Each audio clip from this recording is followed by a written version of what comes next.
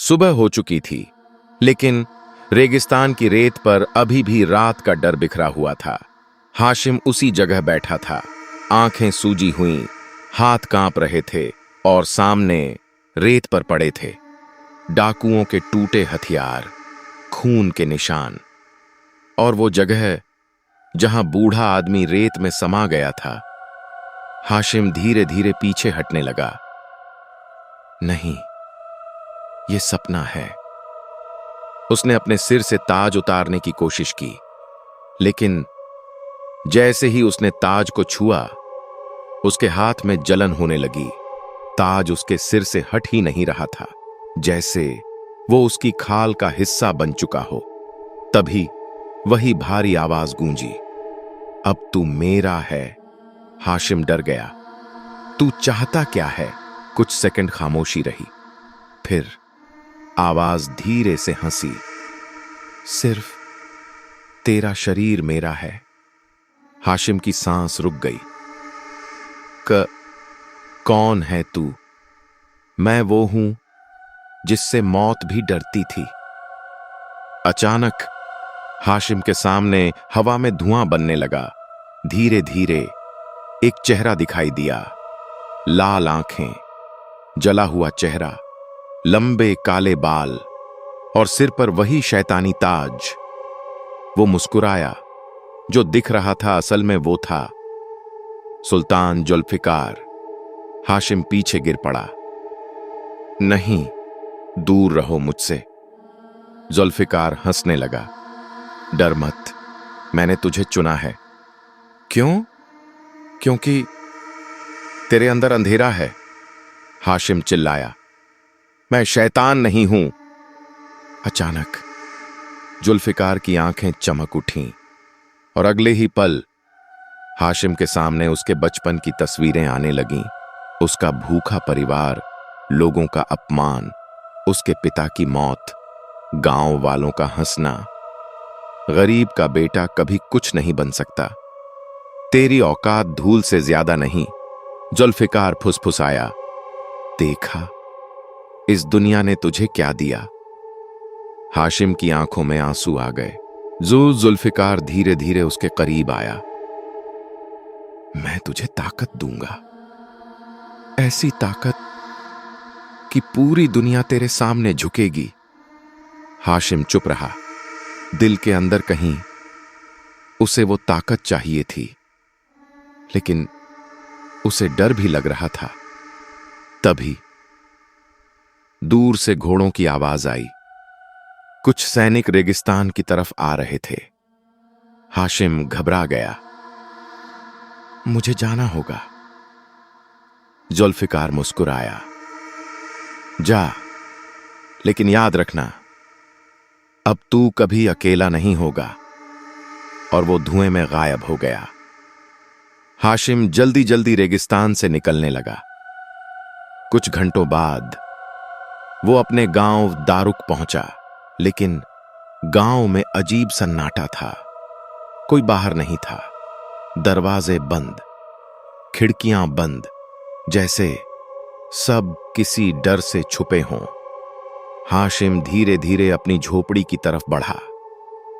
अम्मी? कोई जवाब नहीं। उसने दरवाजा खोला और अंदर का दृश्य देखकर जम गया। पूरा घर बिखरा हुआ था, सामान टूटा पड़ा था और दीवार पर खून से लिखा था, ताज वापस करो। हाशिम की सांसें तेज हो गईं। अम्मी? अचानक पीछे से एक कमजोर आवाज आई। हाशिम। वो पलटा। उसकी मां कोने में घायल पड़ी थी। हाशिम भागकर उसके पास गया। ये किसने किया? मां रोने लगी। कुछ लोग आए थे, वो तेरे बारे में पूछ रहे थे। उन्होंने कहा, अगर ताज नहीं मिला तो पूरा गांव जला देंगे। हाशिम डर गया। उन्हें ताज के बारे में कैसे पता? तभी उसके कान में जुल्फिकार की आवाज आई, क्योंकि वो मुझे ढूंढ रहे हैं। हाशिम चिल्लाया, चुप हो जा। उसकी मां डर गई। तू किससे बात कर रहा है? हाशिम तुरंत चुप हो गया। किसी से नहीं। लेकिन अब उसकी आंखों में अजीब बदलाव आने लगा था। धीरे धीरे उनमें लाल चमक दिखने लगी।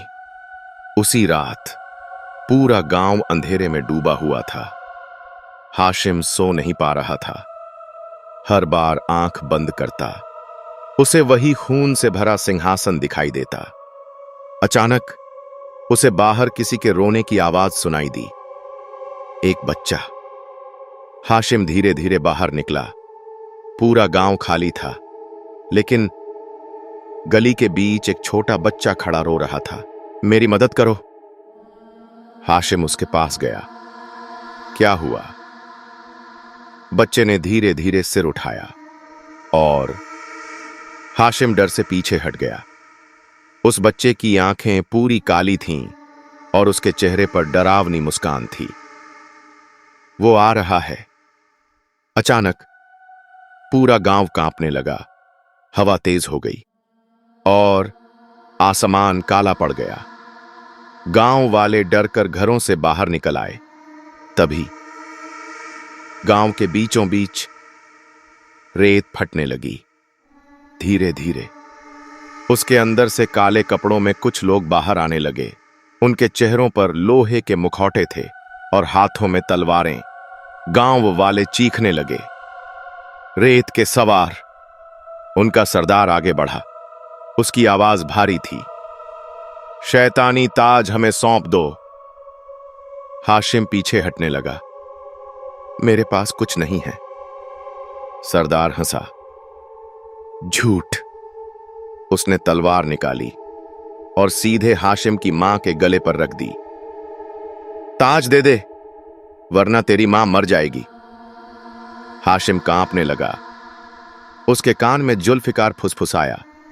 देखा, इंसान हमेशा कमजोर को कुचलता है। अब उन्हें अपनी ताकत दिखा। हाशिम चिल्लाया। नहीं। लेकिन उसके अंदर कुछ टूट चुका था। धीरे धीरे उसकी आंखें लाल होने लगीं। हवा और तेज हो गई। रेत आसमान में उड़ने लगी। रेत के सवार डर गए। नहीं, उसने ताज जगा दिया। अचानक हाशिम जमीन से ऊपर उठने लगा। उसकी आवाज बदल चुकी थी। घुटनों पर आ जाओ। पूरा गांव कांप उठा और अगले ही पल सभी रेत के सवार अपने आप घुटनों पर गिर गए। उनकी तलवारें टूट गईं। सरदार चीखा, यह नामुमकिन है। हाशिम धीरे धीरे उसकी तरफ बढ़ा। अब उसके चेहरे पर इंसानियत नहीं थी, सिर्फ अंधेरा। वो सरदार के सामने रुका और फुसफुसाया, तुम लोग मुझे ढूंढ रहे थे? सरदार कांपने लगा। माफ कर दो। हाशिम मुस्कुराया और अगले ही पल सरदार का शरीर हवा में फट गया। खून चारों तरफ फैल गया। गांव वाले चीख पड़े। हाशिम खुद भी डर गया। मैंने ये क्या कर दिया? तभी सभी रेत के सवार एक साथ सिर झुकाकर बोले, सलाम हो मौत के सुल्तान। हाशिम की सांसें रुक गईं और दूर अंधेरे में जुल्फिकार की हंसी गूंजने लगी। इस स्टोरी के आगे जानने के लिए हमारे चैनल मोटिवेशन 40 को सब्सक्राइब करके हमारे चैनल को विजिट करके पार्ट 3 को देख सकते हो। धन्यवाद।